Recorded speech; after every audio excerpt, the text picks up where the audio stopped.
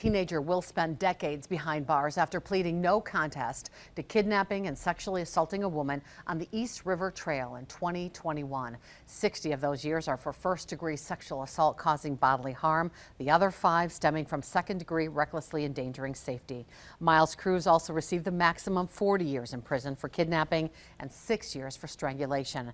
Those sentences will run concurrently to his time for that sexual assault. Emily Roberts is live outside the Brown County Courthouse after watching today's emotional sentencing. Emily.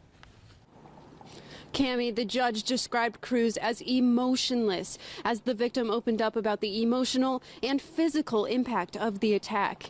That attack leaving her with bruises and pain in her head, back, neck, and shoulder. As we've reported, prosecutors say the victim was walking with a baby in a wrap attached to her body along the East River Trail.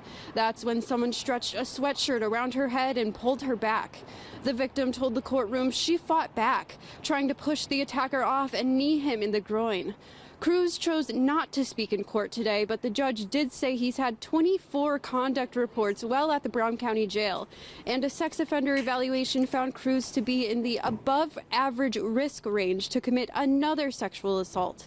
The victim today is saying she'll always remember what was a beautiful day turned into terror.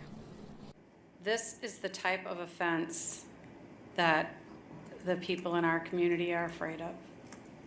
They're scared of something like this happening. They don't expect something like this to happen in broad daylight. Along with the prison sentence, the judge ordered Cruz to have no contact with the victim or the East River Trail. Live in Brown County, Emily Roberts, Action 2 News.